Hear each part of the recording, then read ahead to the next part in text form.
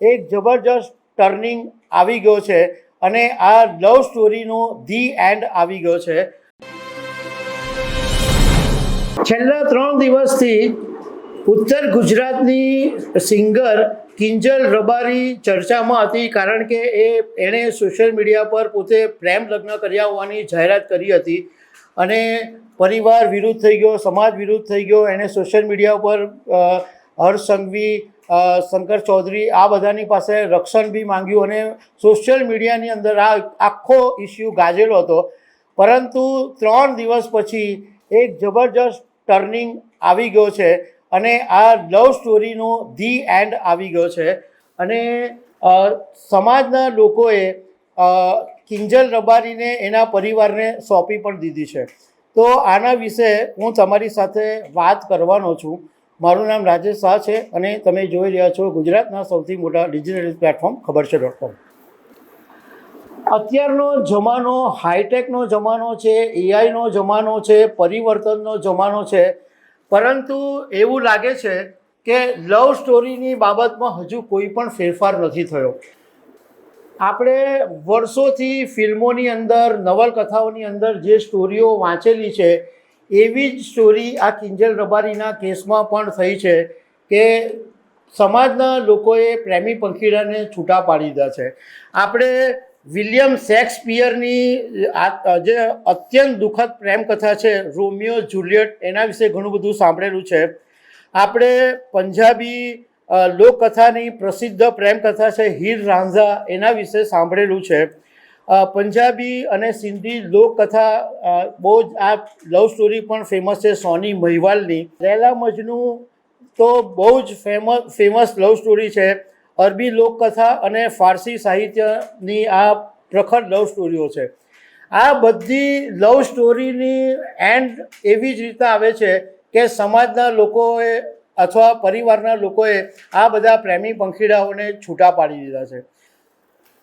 આવું જ બન્યું છે કિંજલ રબારીના કેસમાં. છેલ્લા 3 દિવસથી સોશિયલ મીડિયા અને ઉત્તર ગુજરાતમાં ચર્ચાનું કેન્દ્ર બનેલી લોકગાયિકા કિંજલ રબારીના આંતરજ્ઞાતીય લગ્ન વિવાદમાં હવે એક મોટો વળાંક આવી ગયો છે.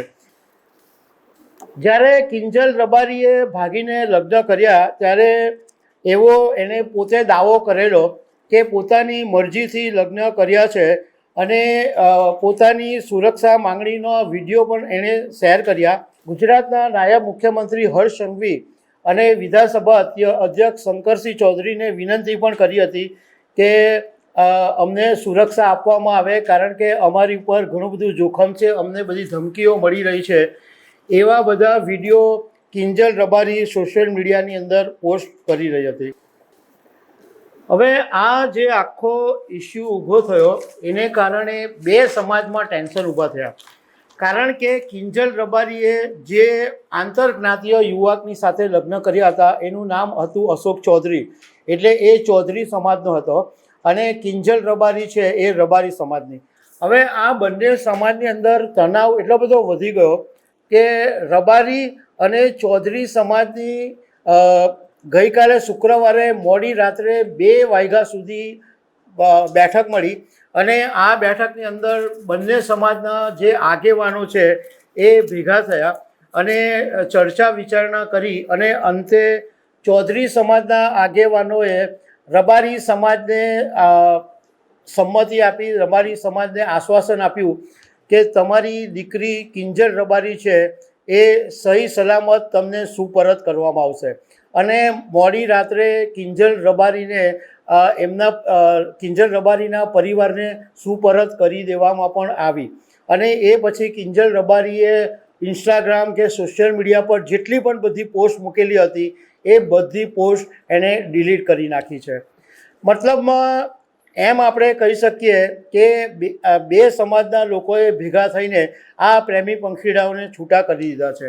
હવે કિંજલ રબારી વિશે આમ તો ઘણા બધા લોકો જાણે છે, પણ એમ છતાં તમને થોડી કિંજલ વિશે સંક્ષિપ્તમાં માહિતી પણ આપી દઉં કે ઉત્તર ગુજરાતના રાધનપુરના સિનાર ગામની એ વતની છે અને કોયલ કંઠી ગાયિકા તરીકે બહુ જાણીતી છે. એ ભજનો અને લગ્ન ગીતો ગાઈને ફેમસ થઈ ગઈ હતી અને એ પછી એનું નામ ખાસું એવું થઈ ગયું હતું. એ પછી એને જ્યારે કોઈ અશોક ચૌધરી નામના યુવકની સાથે પ્રેમ થયો અને એ ભારે વિવાદ થયો, પરંતુ અત્યારે હવે આ જે બે સમાજના લોકોએ નિર્ણય લીધો છે એને કારણે લવ સ્ટોરીનો ધી એન્ડ આવી ગયો છે. તો દર્શક મિત્રો, આવી અનેક વાતો સાથે અમે તમને મળતા રહીશું. આભાર.